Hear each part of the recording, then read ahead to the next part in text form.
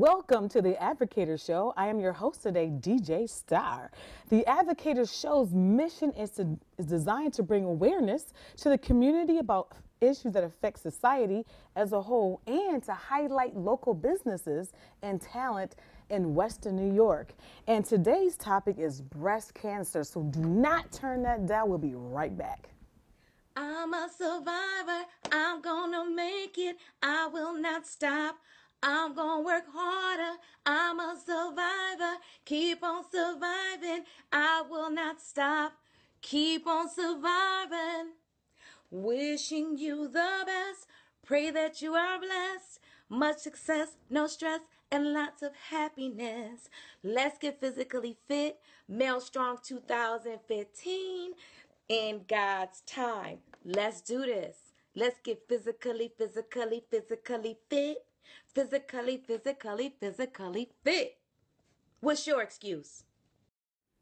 Welcome back to The Advocator. I am your host today, DJ Star. Today's topic is breast cancer, and we have a wonderful guest, and she's the face of breast cancer as well. She's beautiful. So let's welcome to The Advocator, Melanie Hicks. How are you, Melanie? Hi, DJ Star. How are you? I am blessed. And how are you? I'm doing wonderful. Oh my girl, you look phenomenal. I mean, you got a pretty smile, and your aura is beautiful. I'm telling you. So, how do you feel today? Actually, I feel really great. Do you? Yeah, I do. That's awesome. Yeah. And we know that cancer, as a whole, whether it's breast cancer or any other cancer, is a horrible disease, isn't it? Yes, it's horrible. It is. It can be very, very fatal as well. But in your case, you have a beautiful story that you want to share with our viewers for today. And so talk about how you were diagnosed and what happened and things of that nature. Originally, with the breast cancer that I have, I was actually going in for another procedure. Wow. And my doctor's office kept calling me asking for my mammogram. And I was going to blow it off another year. Breast cancer does not run on my mother's side of the family. Mm-hmm. And that's the side I'm most associated with. I'm not really associated with my other side as much. Your father's side, my father's side. Okay. And I do have some cousins who I'm associated with, but, never really got into the history. Right. And I said, okay, well, let me just make this appointment. Right. And I did it October 1st, which actually is Breast Cancer Awareness Month. I didn't even realize it. Sure is, yeah. And I went and I got the mammogram done. But it seemed like they kept making me stay there. Really? Yes. And so that's when they discovered the lump. And so my other procedure had to be canceled. And I cried like a baby. Did you? Not dawning on me that cancer was pretty a little bit more important. I think so. Yes. So I got diagnosed in October. And as a matter of fact, I turned 44 on November 6th and had surgery November 7th. Wow. Yeah, so it went really quick, yeah. Okay, yeah. So what stage were you? Was it? Originally, I was stage 1 until they went in and did the surgery. Okay. Where stage 1 would have just been in a lumpectomy in my breast. Okay. But I ended up going into stage 2 because it had moved to my lymph node, but only went to one lymph node, so that was really good. So right. that was a blessing in itself. So yeah. So when you were first diagnosed, Melanie, how did you feel? You had to be like, oh my God, you know what I mean? Like, how did you? Numb. I was Very numb cool. Me and my mom had a word. Okay. We called each other. We called it numb cool. Numb cool. Because I was numb, but I was cool. I mean, like you are now, yes. just cool. There was really no reaction I could have. I was like, okay, but I felt nothing. I was numb. I had no real feeling. No whatsoever. reaction. No. Oh my God, I can't believe this is happening to me. Did you ever say to yourself or to God? Nope, never questioned. Why me? Nope, never questioned. You never questioned the Creator. Why? No. Really? No, I never asked why. I just asked, what is it you want me to do with this? Oh my God. Yeah. That's something. So so you mentioned earlier that that as far as your side of the family is concerned, your father's side, you said, right? Yes. Is that what happened? Come to find out, my grandfather's sister. Your grandfather's sister had it, okay. and I found that out from an aunt. Okay. And that's where I learned, because you always think in association with your mother's side. Yes, you do. And no, it actually comes down through the father's side. And and because men have less breast tissue, it doesn't mean that they're always going to carry it. But there's less than 1% of men get breast cancer. Wow, that's amazing. That's amazing. So currently you're taking chemo. I am in correct? chemo. Okay. I've had 14 treatments so far, so I only have 2 more left. Woo! I'm just That's excited. awesome, right? Kind of, yeah. Party time. Yes. And then I actually go into radiation. That should be about for 6 weeks, 5 days a week. Wow. So during your chemo treatments and things of that nature, how did you feel? Well, there's 2 Physically. sets. There's 2 sets. Okay. The first set, you get 4 treatments, and they're every other week. That one is the harshest one. That's the one where my hair fell out by treatment number 2. Wow. Yeah, That's my hair. strong. Yes, Yeah. it's very strong. And before my hair fell out, I had to straighten because I used to wear my hair curly. Okay. And I used to wear it straight. And I said, well, let me straighten it Okay. before I wake up next to it. Right. To see how long it is. Right. And and we always say we're not our hair and things of But that we nature. are. But our hair Because plays I a am. big part. Yes, we are. Yeah. But it that is. wasn't my biggest problem. I Okay. was scared that I was gonna lose my eyebrows. That, as crazy as it was, Wow. that was my biggest fear. And you didn't. I'm slightly. My eyebrows are a lot lighter than they should be. Okay. Okay. But I still have them. Yes, you do. But I remember a young lady had told me her story, and she lost her eyebrows, and I went into a depression. I cried. Went into a Really? depression. It wasn't me losing my hair. It was your eyebrows. It was losing my eyebrows because I said I didn't want to look like Whoopi Goldberg. Wait. Oh, girl. I'm just joking. That's true. Wow. You serious? I was so serious. I called my mother crying. Wow. I don't want to look like So you you. faced depression. So how long was that depression phase? Well, I went in and out on different areas. Did you? Okay. With that, the first set of chemo, Okay. by my 3rd treatment, Okay. I seen I couldn't come back. Usually by day 3 you go down, Okay. but you start coming back out. I was down for 7 days by the 3rd treatment, and I was going into a depression, and then someone reached out to me, and there was a product they had, told me about, Okay. and I had it, and it just brought me back up to, by my 4th treatment, I was up and running. So you're talking about brought you back up as far as your energy, My energy level, yeah. your confidence and stuff. My You feel a bit energy better? level, because Energy it level? takes Okay. your energy away. Yeah. And usually you get the chemo. I had the chemo on Monday, Okay. a shot on Tuesday, and I was down like a wet rag on Wednesday. Yeah. Oh my God. And on top of it, you have no taste buds. So So you have no you taste hungry, buds. you're pumped with steroids, and you don't have no taste buds. So you're just eating. You can't taste what you're eating. You're hungry, but it's hard to eat. Gotcha. Yes. Yeah. Any pain or anything that you feel, or are you just tired? No, just tired. Just Okay. tired. Okay. Yeah, as you can see, I didn't miss a meal though. Yeah. But you look good, Oh, like thank I you. said before. I said, this little extra weight, It looks nice on I'm you. excited about because I it think made you me, should be. I think Yeah. when you have a little more weight on you, it helps you handle the chemo. Yes. Yes. I believe it does. It has helped I me a would lot. agree, probably. Yeah. Oh my God. So you got diagnosed. Okay. You got diagnosed, and you were numb. You said. Numb cool. So numb cool. How long did that last? A numb cool. I think I'm still in it. Wow. Yeah, Really? This So is you were gonna- diagnosed back in November, October I was diagnosed. in 2014. Yes. Okay. Yeah. Okay. And it's been a surreal experience. It almost doesn't feel as if Yeah. even though I'm going real. through it, Uh-huh. it's very surreal to me. I'm like, Lord, you have me walk this out, to Yeah. help others. This really doesn't feel like it's affecting me. We're going to take a break right here. Do not turn that channel. We have Melanie Hicks here. She's the face of breast cancer. We'll be right back. Okay, Facebookers, I told you there's going to be a couple of posts today. So I'm at my very last treatment.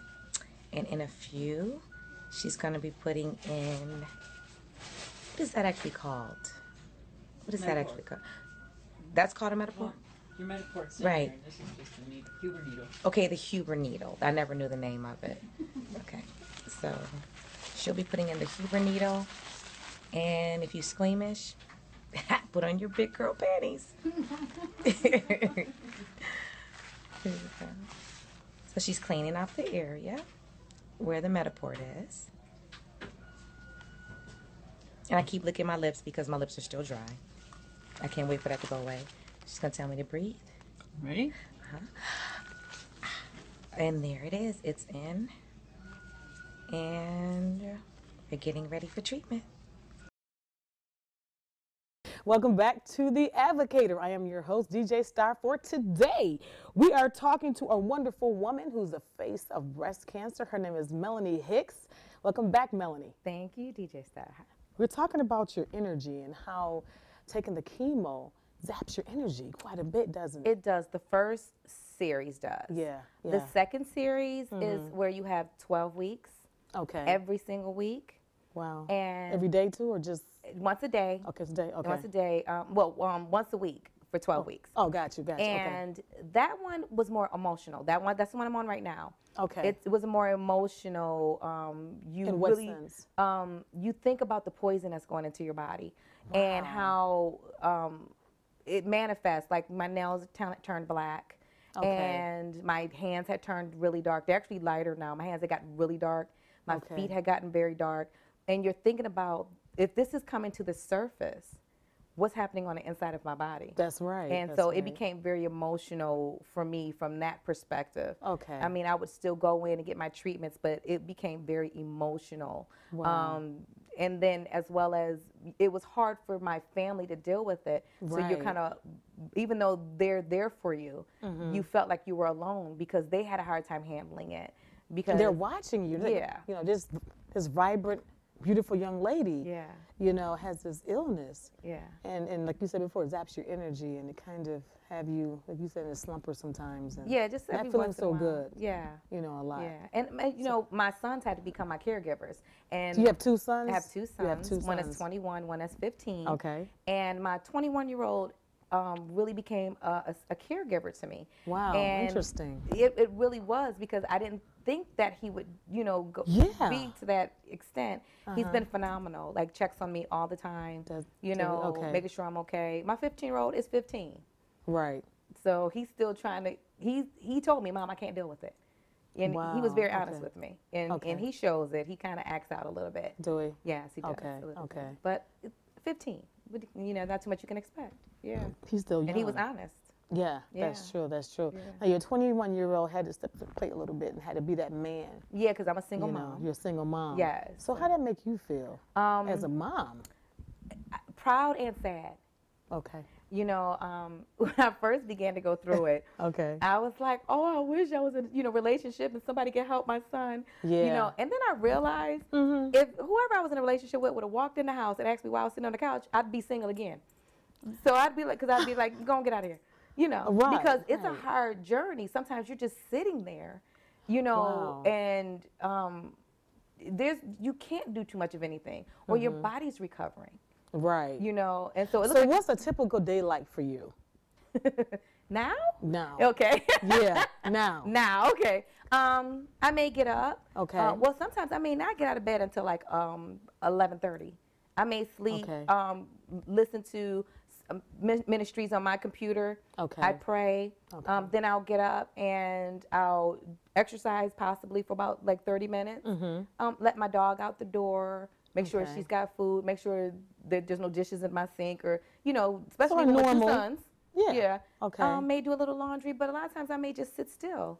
A lot of times I may Okay. get on the couch after I get my shower and just get on the couch, and I may go right back to sleep because my body's always in recovery. That's true. Oh my gosh. So you said the next treatment is radiation? That's, That's next, after right? April 20th. But my next set of treatments will be radiation. So what are your thoughts about that, going to radiation?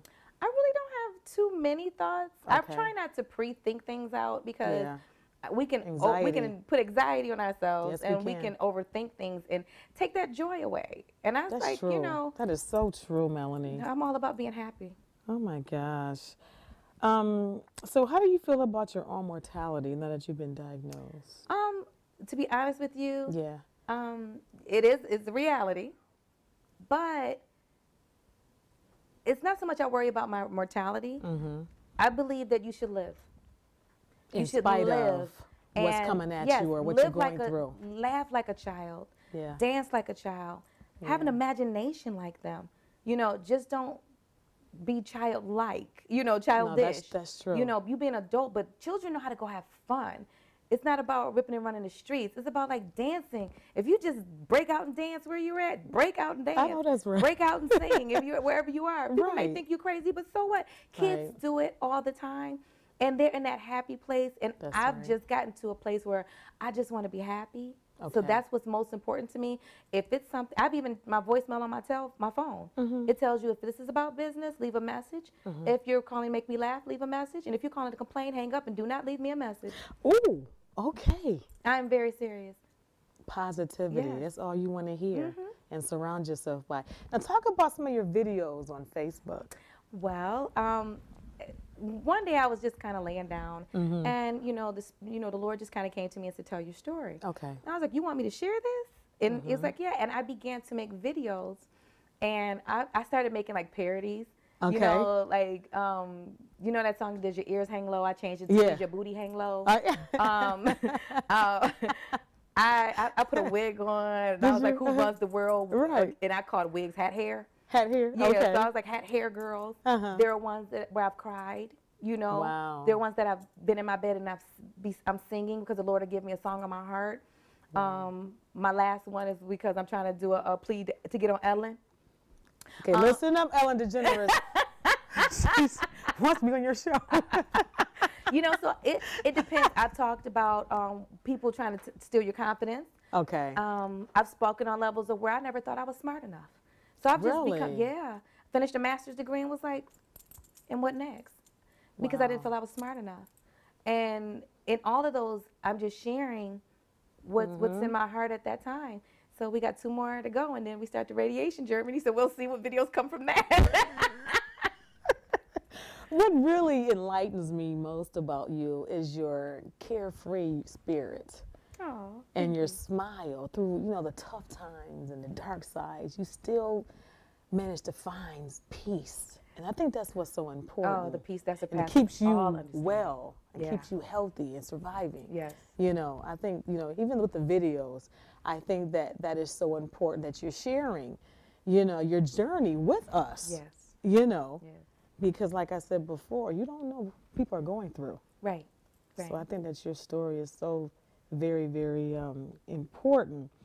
So you mentioned earlier how your sons are affected and how your oldest son has stepped up and became the strong force in your life. Yes, So how does your other family members, how are they supporting you? Well, I mean, I do have a cousin here with me right now. Yes. And we live around the corner from each other. Oh, good. Okay. We don't talk all the time, but there's I'm gonna 4 of stop you us. right there. Take a quick break and come back with Melanie Hicks. Because of who you are, I give you glory. Because of who you are, I give you praise. Because of who you are, I will lift my voice and sing, Lord, I worship you because of who you are. Lord, I worship you because of who you are. Jehovah Jireh, my provider. Jehovah Nissi, Lord, you reign in victory. Jehovah Shalom, my Prince of Peace, and I worship you because of who you are. Lord, I worship you because of who you are. Today I'm down, but I'm not out. Much love. Welcome back to the Advocator Show. I am your host today, DJ Star. The topic is breast cancer, and we have a wonderful guest. Her name is Melanie Hicks, and we're talking to you about your family because I believe that having family is so important, and you can draw strength from them as well, and them from you. Yeah. So how is that going for you, your family? Well, I have a wonderful family. Right, I mean, okay. I have an older brother, and I have a Okay. sister-in-law and a niece. Right. And then I have cousins that we were raised like brothers and sisters. Uh-huh. So it's not that this is my cousin over here. No, we call each other sister cousins. I like that. You know, because that's I how like we that. were raised. That's right. And this journey has been difficult for everybody. I believe it. because we're all like brothers and sisters. And my oldest brother, he struggled. You know, my sister-in-law had to like kind of tap him on the shoulder and say, contact your sister. Like he struggled with it. And then I also have an older cousin who's the oldest of us all. Wow. And he really struggled. And I called him and I fussed. And I told him, you don't get a pass. I'm sorry. That's right. You're my oldest cousin. You're like my big brother. You don't get a pass. I've given passes to my cousins, just like my sisters, because at any moment I could pick up the phone. Right. And I know they're there. Good. You know, but I know it was a struggle. I had one tell me, she said, Melanie, I can't do it because I can't fix it. You know, Wow. and she told me that. They're and being I also, honest with you. I know my cousin that's here with me now. She's the same way. Because they're fixers. And, you know, but like her brother, my cousin, my cousin Idris, when I needed my hair cut off, I said, I need you to cut it off. And he shaved it off for me. You know, instead of watching it fall out. You know, my cousin Kim calls and prays for me and talks. So we all are very close. You know, my mom, you know, she's dealing with it as well with her own spouse. You know. Oh, wow. Yeah, with her own spouse. So I believe that for me, this journey is to help her walk this out with him, because I'm able to give her information like our memory loss and chemo. Yeah, we have memory loss. There's chemo. There's chemo brain. There's chemopause, so it's like menopause. You go ahead, you sweat. Wow. And, you know, just kind of like helping her walk it out. Things that he may not tell her, I'm able to tell her. And she's like, oh, is that why that is? So our family has seen it from two different directions, you know. And, I mean, I really have my aunties, you know. Everybody is there for you. I have phenomenal family. So, Melanie, what's next for you after all of this? Well, in the midst of this journey, you know, God does all things well. Yes, he does. In the midst of this journey, he actually gave me an idea as a single mom, and as I'm going through this journey, and I'm on disability. Okay. And they've cut my pay from 100 to 60%. Wow. How to show single moms how to become financially fit, so that they don't struggle. Right. You know, and go, well, what am I supposed to do next? Because you can't get better if you're worried. That's right. Okay. That is so true. He really blessed me with that, and I actually gave a seminar last Saturday. Oh, and really? I'll be giving another one May 16th. Where at? At 4955 North Bailey Avenue, the Keller Williams building over there. At what time? At 10:30 a.m. to noon. Okay. And it, you know, for single moms to come on in, you know, and to get financially fit, start the journey. So what can our viewers contact you? As a matter of fact, you can find me on Facebook. Okay. www.facebook.com/Mel Hicks, Hix, the number 2. Okay. You can find me that way, or just look up Melanie Hicks. Right. You know, you can find my personal page on that. And so those are ways that you can reach out to me. Oh my God. So what advice, Melanie, or words of encouragement can you give our viewers in regards to this fatal disease, or this disease period? Let's just You know what? With breast cancer, fight like a girl. Don't ever let nobody try to use that analogy, oh, you act like a girl or you fight like a girl. Fight like a girl, because we're the best fighters there are. And that's something that I've learned to do. I've learned to fight like a girl, which means that I don't bow down to this disease. Cancer didn't know what it was doing when it came in contact with me. All right. Oh, my God, that was so phenomenal. Thank you for sharing that with our viewers. Like I said earlier, you don't know what people are facing today in their daily lives, and they have to fight. Yeah. You know, whether it's a disease, whether it's a job, whether it's relationships, their children, you know, you're fighting every day. Fight like a girl. You know. We're the best fighters there are. Yes, we fight like this, and we fight like this. Yes. Oh, yes. So because you're very spiritual, how's that connection with God now? Oh, man, it's phenomenal. Yeah. I seek him in all things now, because I've learned on this journey, I have no control over anything. That's right, we don't. And so I lean to him for everything. Okay.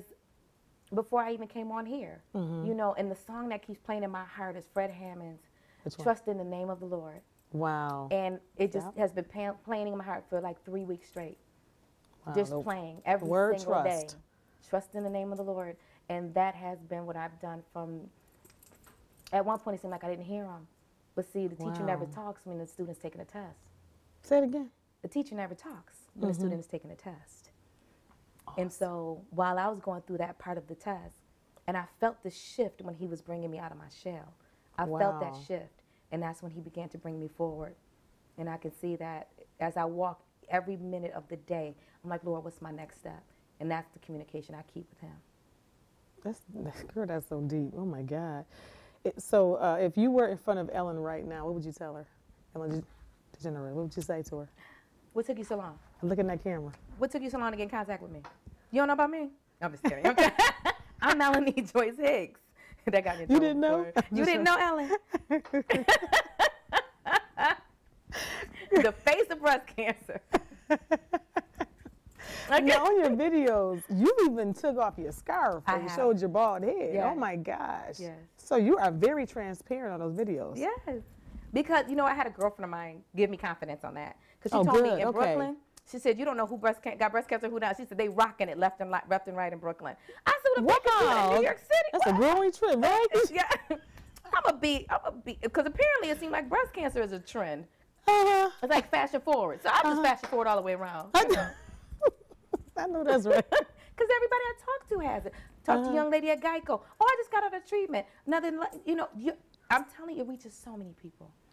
And I said, it crosses race, colors, and creed. And I said, wow. But when we come together, when it seemed like it's such a sisterhood. Right, that's true. Now, we're going to talk about real quick, how important of checking your breasts are It's for extremely. ladies. Because Well, you didn't know. I didn't know, and I didn't know what to feel for. Right. Until they okay. did the mammogram, because Okay. I originally had cystic breasts, so mine was already had the lump. Yeah, right. So I didn't know what I was looking for. Gotcha. When I got the when I went to get the mammogram, the doctor brought me in, and she said, "Feel this." And how I learned is that it didn't move. It didn't move. I could run my finger across it. It didn't move, and that's how I found out it was a lump. Because instead of you feeling and you got the little lumps here and there, no, it didn't move. And Oh that's my how I found. gosh. And I said, wow, I would have never caught it because I didn't know what to look for. That is something. Well, thank you, Melanie, for coming on the show and being the face of breast cancer. Thank you so much look, for like I having said, you look phenomenal. And to the viewers, check out the website for the Advocator. It's www.latelucyproductions.com, and follow the Advocator on Facebook, Twitter, and Instagram. Hope you guys enjoyed the show. It was very, very touching and very enlightening as well. So that's it for the Advocator. I am your host, DJ Star, for today, and see you next time.